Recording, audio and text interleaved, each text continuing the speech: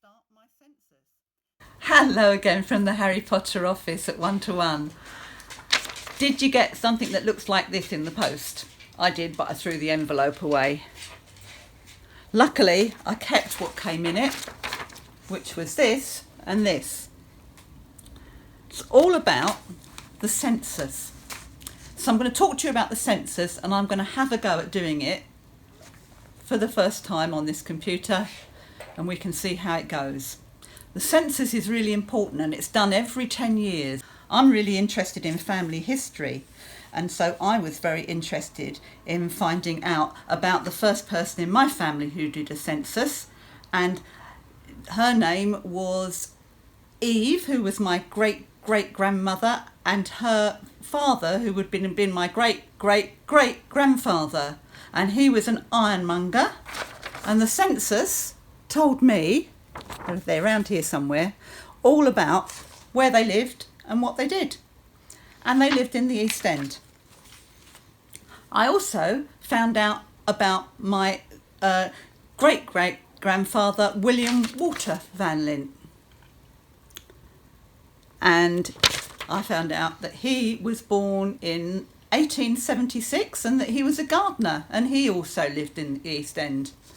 Through looking at census records ever since 1841, I found out that nearly all of my family was from the East End, so I'm a proper East End girl.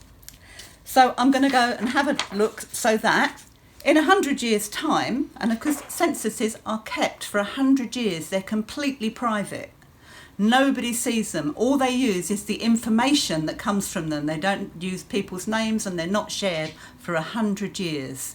And so in 100 years' time, I'll be a great aunt to somebody, and they'll be doing history research and be able to find out about me. So let's have a go and see how we get on.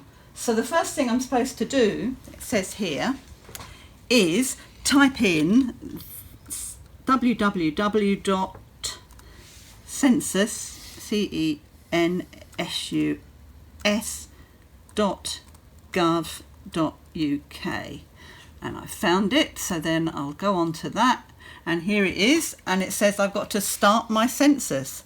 It's going to ask me a lot of questions, and some of them might be private. So we're going to go through them and do what we can, and then I'll give you a bit of a summary at the end to tell you how it got on.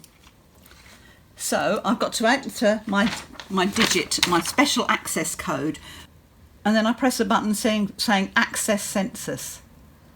And yes, I've typed it in correctly. So it's asking me, is it my correct address? Yes, this is my correct address. Okay. Circumstances may change during the pandemic. Answer all your questions on the situation based as it is now. People who live in the household. In this section, we're counting people who live in your household, and they want to know about who they are and anybody who's staying overnight on the 21st of March. Well, there won't be anybody else staying here other than Chris, who you all know, because we're not allowed to have anybody staying here at the moment due to coronavirus. So yes, I usually live at this address. Wants to know whether I usually live at this address. Okay. What is my name? Oh yes, well you all know my name. It's Lesley Walls, and my middle name is Gwendolyn, after my mum. Okay, so they've then put down that Lesley Walls and Christopher Walls live here, and we've got no visitors. Great, so I've answered all the questions. The kind of questions they ask are about my name, dates of birth, where I live, who lives with me, and what kind of work I do.